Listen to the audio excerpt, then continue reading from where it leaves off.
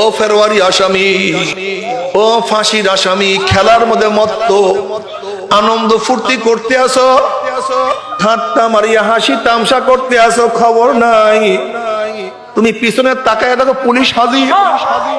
যখন ফাঁসির আসামি পিছনে পুলিশ দেখে ভয়তে প্রসাব বের হয়ে যায়, থরথর কাঁপতে থেকে বেহুশ হয়ে যায়। এ আখেরের আসামি দলেরা, আজকে দুনিয়া নিয়ে মত্ত হয়ে আসো, একটু পিছনে তাকায় দেখো আজরাইল হাজির। আজরাইল থাবা নিয়ে হাজির।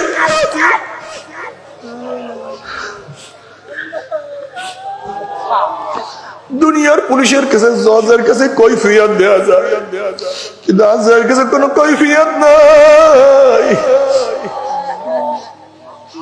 থাবা মারলে আর ছোটা যাবে না। তোমরা সময়ের গুরুত্ব দাও, সময় চলিয়া যাইতে আছে, সময় চলিয়া যাইতে আছে, নামাজ কাজা করিও না। যদি কিয়ামতের ময়দানে আল্লাহ পাক যখন আমল নামা উল্টাইতে থাকবে, দেখবে জোহরের নামাজে লাল কালি, আসরের লাল কালি, মাগরিবে লাল কালি, ইশায় লাল কালি, ফজরে লাল কালি, শনিবার লাল কালি, রবিবার লাল কালি। এই বছর লাল কালি, ওই বছর লাল কালি, কেমনে মাওলার সামনে দাঁড়াবো? হিসাব নিকাশ না মিলাইয়া কেউ মাওলার কবরে যায় না।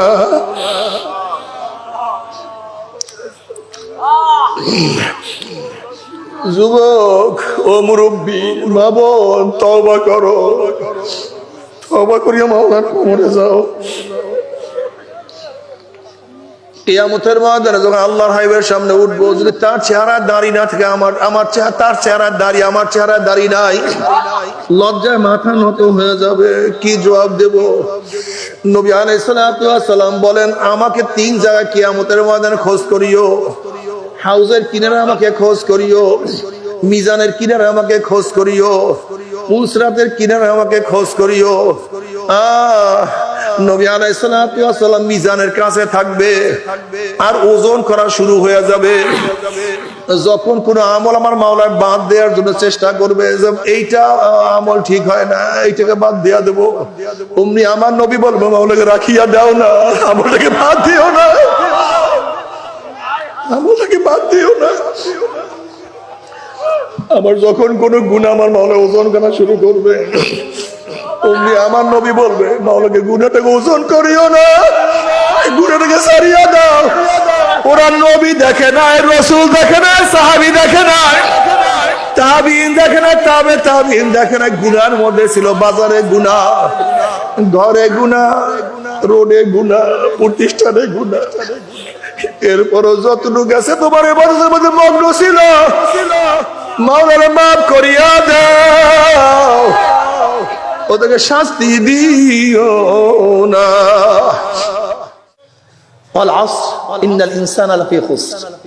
আল্লাহ পাক আসরের কসম কাটছেন, সময়ের কসম।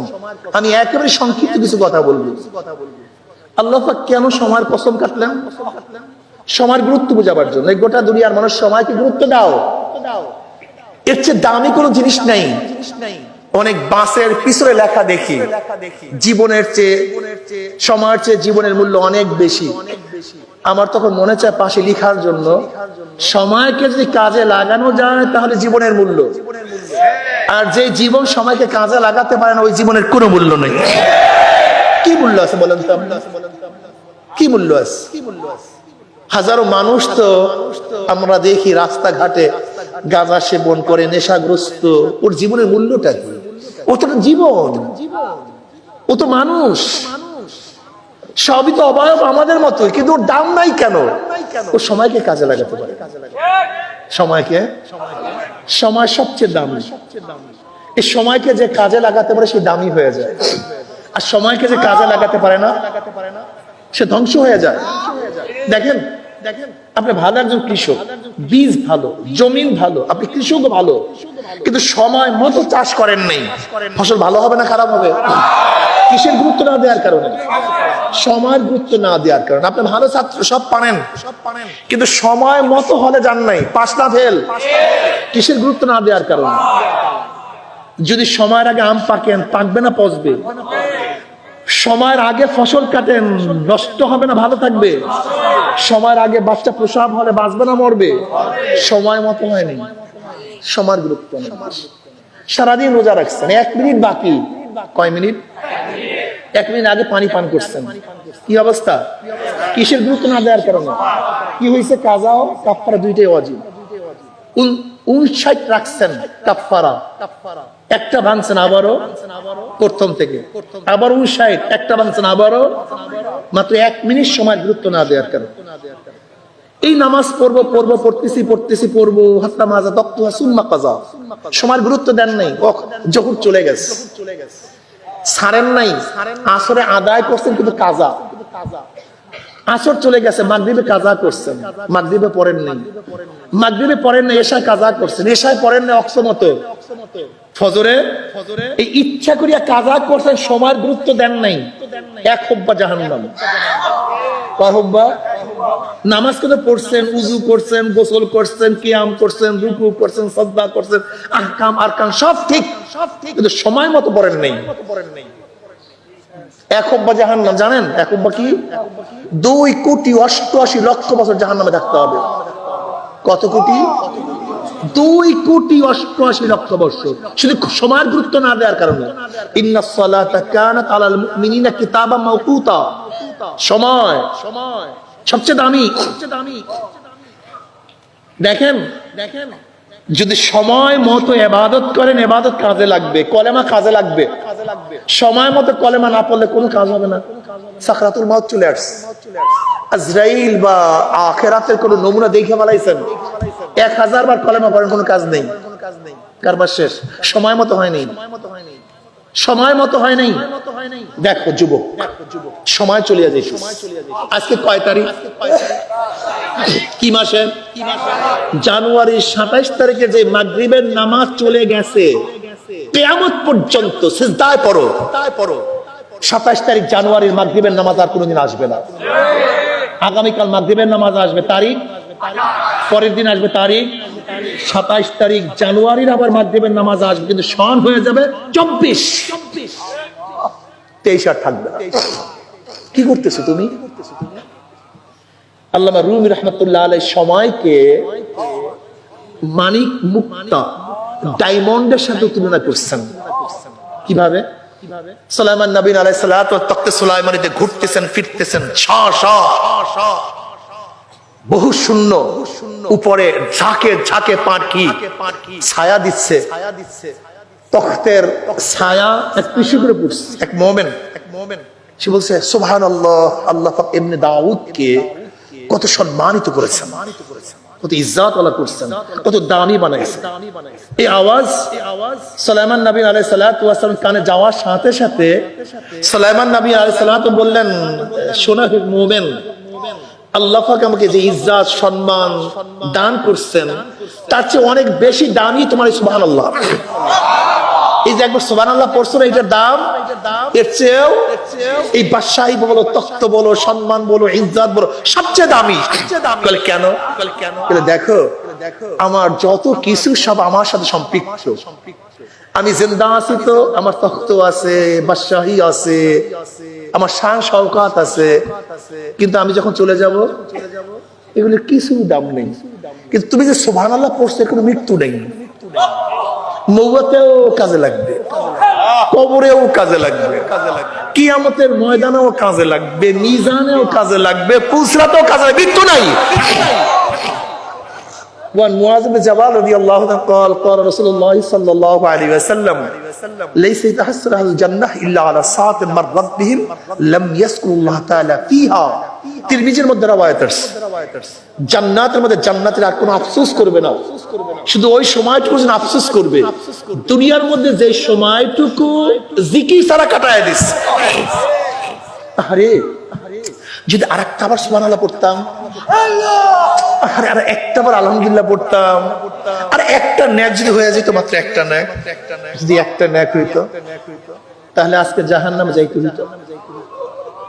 একটা নেক যদি হয়ে যেত, আজকে কবরে আযাব থেকে মুক্তি পেয়ে যেত। আর একটা নেক হইলে আমি আরো সে নিচে জায়গা পাইতাম। আর একটা নেক হইলে আমার মিজানটা ওজন হয়ে যেত। আর একটা নেক পাইল, ওয়া ইন মিনকুম ইল্লা ওয়ারিদুহা কানা আলা রাব্বিকা হাতমান মাকদিয়্যা সুম্মা নুনাজ্জিল লাযিনা তাকাও ওয়া নাযারু যালিমিনা ফিহা জিসিয়্যা। আর একটা নেক হইলে আমি পুলসিরাত পার দিয়ে মাওলার জান্নাতে চলে যাইতাম।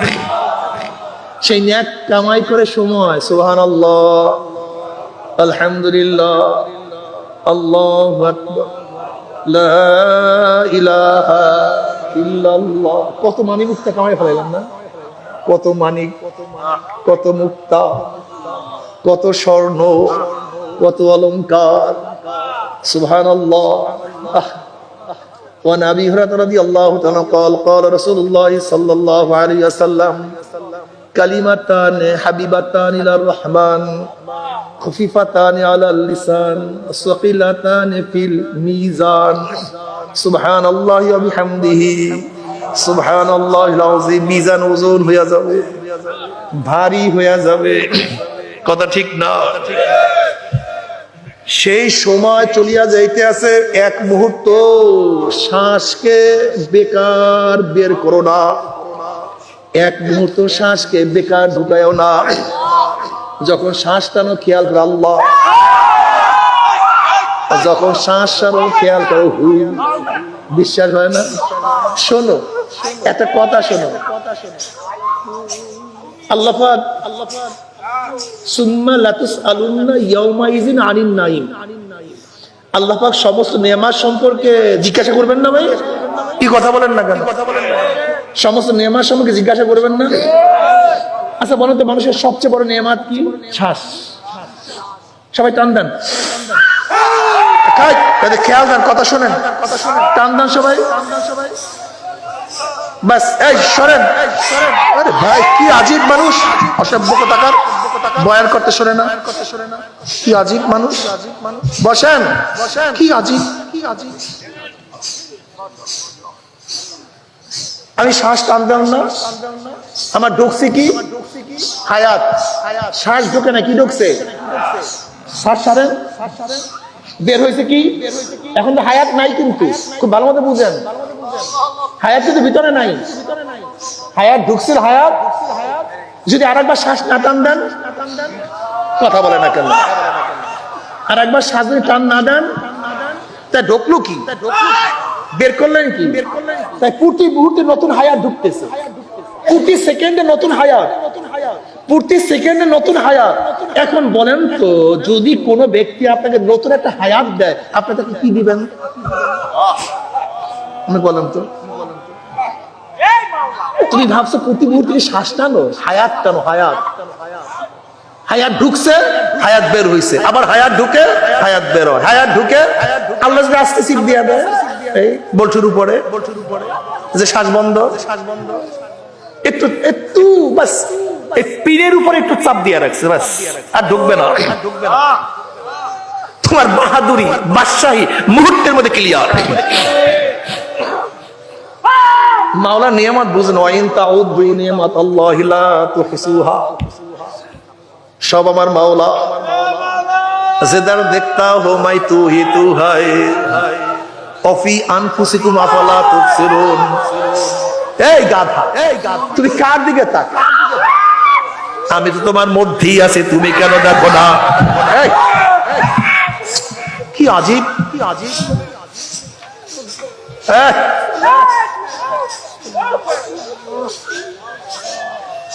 বসেন সবাই, কথা শোনেন। আরে ভাই এরকম করতেছেন কেন? বসেন, কথা কয়েকটা কথা শোনেন, কথা শোনেন। আচ্ছা বলেন তো, আপনাকে যদি কেউ নতুন হায়াত দেয়, আপনি তাকে কি দিবেন? তাই শ্বাস টানার ক্ষমতা কে দিছে? তাকে কি দিছেন? আল্লাহ পাক কি বলেছেন? লাইন শাকারতুম লাযিদান্নাকুম ওয়া লাইন কাফারতুম ইন্না আযাবি লাশাদীদ। যদি নিয়ামতের শুকরিয়া আদায় করো, আল্লাহ পাক নিয়ামত বানায় দিবেন, আর নিয়ামতের শুকরিয়া আদায় করবে না, আল্লাহ পাক কঠিন আযাবও নিক্ষেপ করবেন। তার শ্বাস সবচেয়ে বড় নিয়ামত।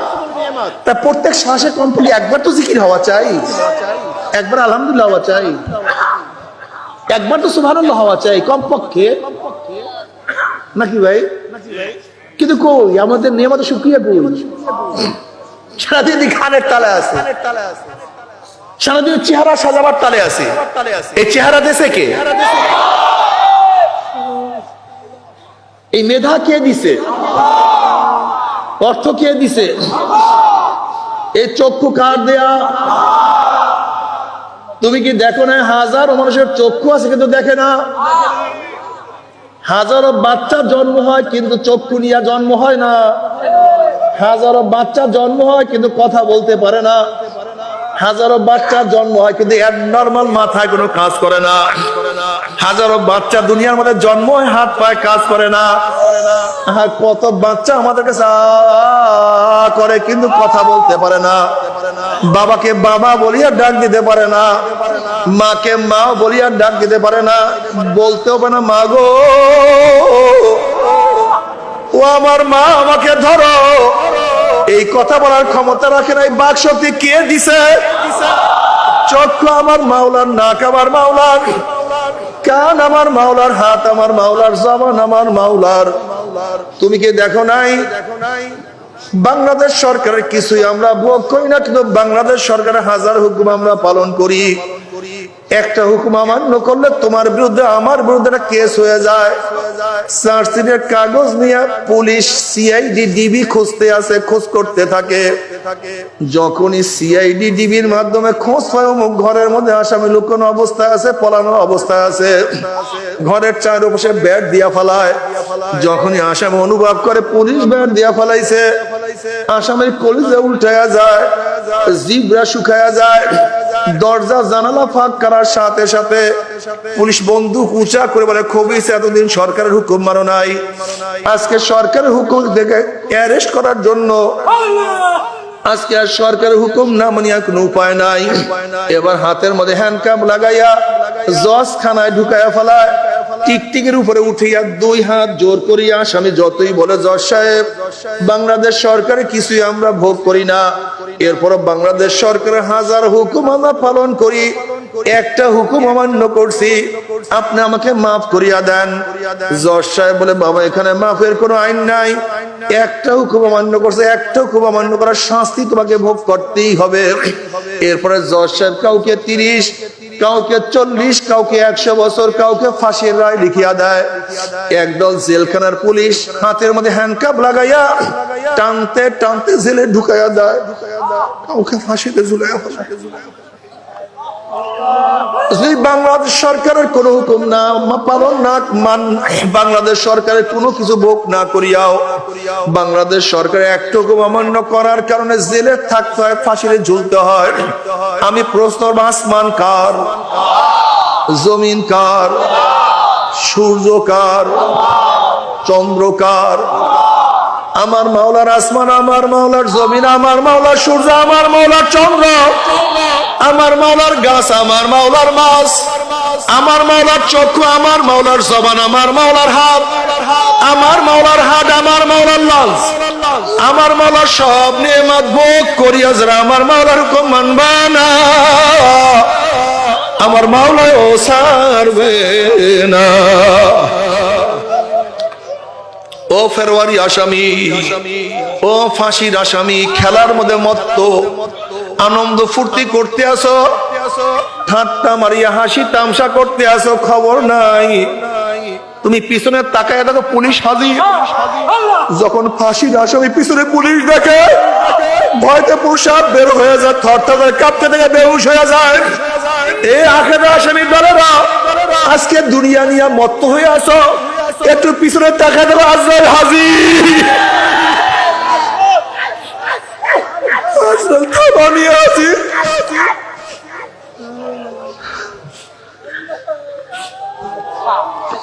দুনিয়ার পুলিশের কাছে, জজের কাছে কৈফিয়ত দেওয়া যায়, কিন্তু আজরাইলের কাছে কোনো কৈফিয়ত নাই। থাবা মারলে আর ছোটা যাবে না। সময়ের গুরুত্ব দাও, সময় চলিয়া যাইতে আছে, সময় চলিয়া যাইতে আছে, নামাজ কাজা করিও না। যদি কিয়ামতের ময়দানে আল্লাহ পাক যখন আমল নামা উল্টাইতে থাকবে, দেখবে জোহরের নামাজে লাল কালি, আসরের লাল কালি, মাগরিবে লাল কালি, এশায় লাল কালি, ফজরে লাল কালি, শনিবার লাল কালি, রবিবার লাল কালি। এই বছর লাল কালি, ওই বছর লাল কালি, কেমনে মাওলা সারা দাঁড়াবো? হিসাব নিকাশ না মিলাইয়া কেউ মাওলার কবরে যায় না।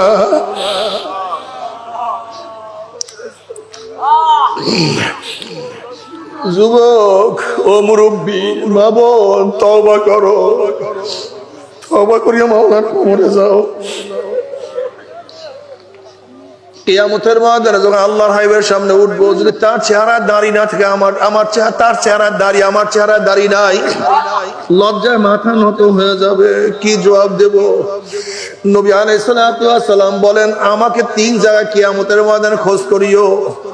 হাউজের কিনারে আমাকে খোঁজ করিও, মিজানের কিনারে আমাকে খোঁজ করিও, পুলসরাতের কিনারে আমাকে খোঁজ করিও। নবী আলাইহিস সালাতু ওয়াস সালাম মিজানের কাছে থাকবে আর ওজন করা শুরু হয়ে যাবে।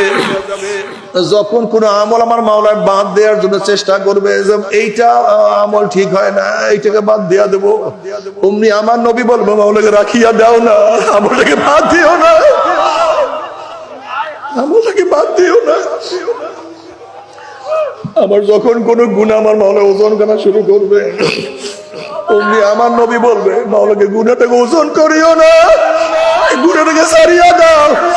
ওরা নবী দেখে নাই, রাসূল দেখে নাই, সাহাবী দেখে নাই, তাবিঈন দেখে নাই, তাবিঈন দেখে নাই। গুনার মধ্যে ছিল বাজারে গুনাহ, ঘরে গুনাহ, রোডে গুনাহ, প্রতিষ্ঠানে গুনাহ।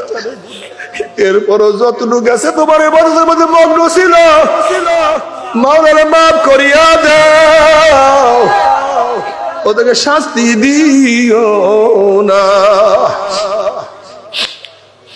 বুখারীর মধ্যে রওয়ায়াত আছে, নবী আলাইহিস সালাতু ওয়াস সালাম তারা জানানো থাকবে, তার উম্মতরা পাড়ি দেওয়া শুরু করবে।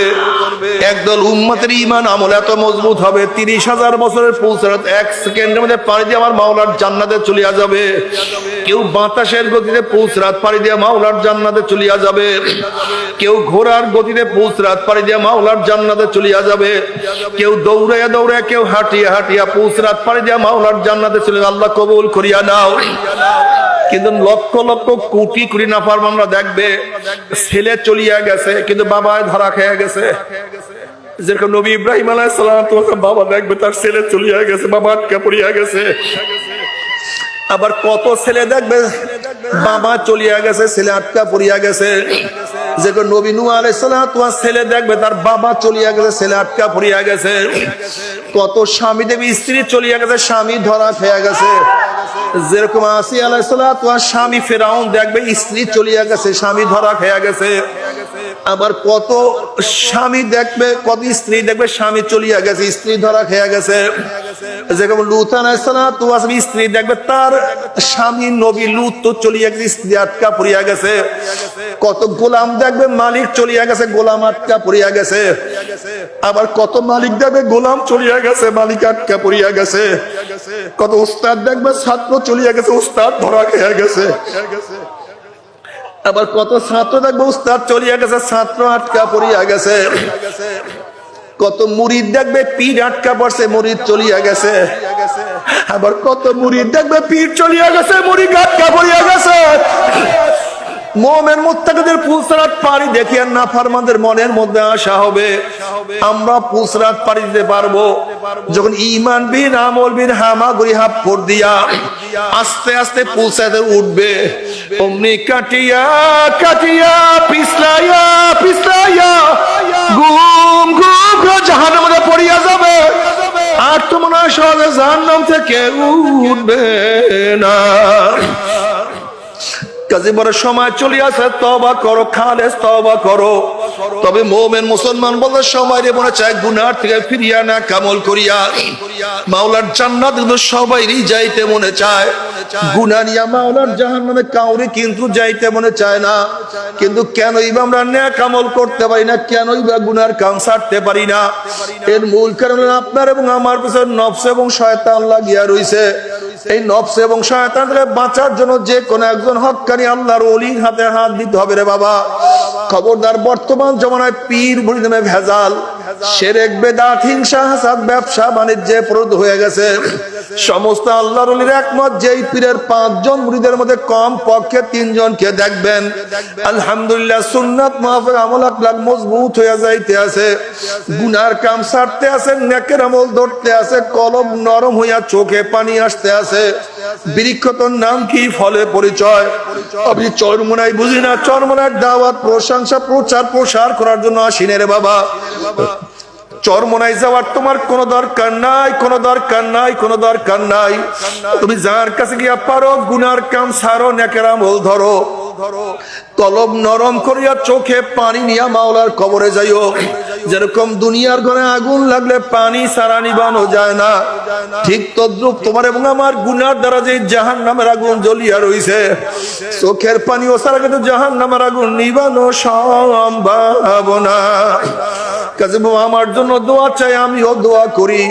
সবাই সবার জন্য প্রাণ খুলিয়া দোয়া করো, যেন কিয়ামতের ময়দানে গলাগলি বাঁধিয়া মাওলা একসাথে জান্নাতে যাওয়ার তৌফিক দিয়া দেয়। আল্লাহুম্মা আমিন, আল্লাহুম্মা আমিন। ও আমার পর্দার মা বোনা, 2 হাত তুলিয়া মাওলার দরবারে কান্দো আর মাওলার কাছে মাপ চাও। কান্না না আসলে মনের ভেতরে মন একদিন এই ঘরের দরজা দিয়ে নতুন বউ হইয়া উঠছিল রে মন। কত মেয়ে লোকে শরবত খাওয়াইছে, কত মেয়ে লোকে বাতাস করছে, আবার একদিন এই ঘরের দুয়ার দিয়া মরা লাশ হইয়া বাইর হব। ছেলে কানবে মামা করে, মেয়ে কানবে মামা করে, ওরে মন জবাব তো আর দিব না। আল্লাহ আল্লাহ কত আলেম ওলাম নিয়ে হাত তুললাম রে মাওলা। আল্লাহ কত সাদা দাড়িওয়ালা ভাইদেরকে নিয়ে হাত তুললাম রে মাওলা। আল্লাহ কত বেগুনের না বলে তালিবে আলিম ভাইদেরকে নিয়ে হাত তুললাম রে মাওলা। আল্লাহ কত জাকিরিন শাকির তোমার খাস খাস বান্দাদেরকে নিয়ে হাত তুললাম রে মাওলা। আল্লাহ আমি তো গুনাহগার, আমার দিকে না তাকাইয়া তোমার যেই বান্দার হাত পছন্দ হয় তার আমাদের সবার গুনাহ খাতা মাফ করে দাও। আল্লাহ আল্লাহ মাফ কর ভাই না, ক্ষমা কর ভাই না। তাহলে তোমার বন্ধুর এখানে কেন আসছে, কি পাওয়ার জন্য আসছে, কি চাওয়ার জন্য আসছে? আল্লাহ আমরা দুনিয়া পাওয়ার জন্য আসি নাই, দুনিয়া চাওয়ার জন্য আসি নাই, দুনিয়ার বিপদে পড়েও আসি নাই। কেউ নামাজ কাজা করিয়া ফেলাইছি, কেউ রোজা ছাড়িয়া দিছি, কেউ বিপদ অপকর্মের মধ্যে লিপ্ত হয়ে গেছি, কেউ হারাম কবিরা গুনাহ করিয়া ফেলাইছি। আল্লাহ আমরা জাহান্নামের কাজ করিয়া ফেলাইছি। আল্লাহ জাহান্নামের খাতার থেকে আমাদের নামটা কাটিয়া দাও। আল্লাহ আল্লাহ জাহান্নামের খাতার থেকে আমাদের নামটা কাটিয়া দাও। জান্নাতুল ফেরদাউসের মধ্যে আমাদের নামটা উঠাইয়া নাও। আল্লাহ আমরা যারা হাত তুললাম জানি না কার মা নাই, বাবা নাই, স্ত্রী নাই, স্বামী নাই, সন্তান নাই, দাদা নাই, দাদু নাই, নানা নাই, নানু নাই। আল্লাহ যত মুমিন মুমিনাত মুজাহিদরা কবরে শুয়ে রইছে, সবার কবরে আযাবকে maaf করে দাও। ইয়া আল্লাহ খাস করে আমাদের শায়েখ ও মুর্শিদের কবরকে জান্নাতের বাগিচা বানায় দাও। মা দাদা সহ तमाम দুনিয়ার মাশায়েখদের মাকামকে জান্নাতের মধ্যে বুলন্দ করে দাও। আমাদের আহলে আওলাদ তোমার খাস গোলাম বান্দিবে কবুল করে নাও। রব্বানা হাব লানা মিন আজওয়াজিনা ওয়া যুররিয়াতিনা কুররাতা আইনুন ওয়াজআলনা লিল মুত্তাকিনা ইমামা। রব্বিরহামহুমা কামা রব্বায়ানি সগীরা। ওয়া সাল্লাল্লাহু তাআলা আলা খায়রি খালকি মুহাম্মাদ ওয়া আলিহি ওয়া আসহাবিহি ওয়া আজওয়াজিহি ওয়া আতবাইহি আজমাইন। আরহামনা মাহুম বিরহমাতিকা ইয়া আরহামার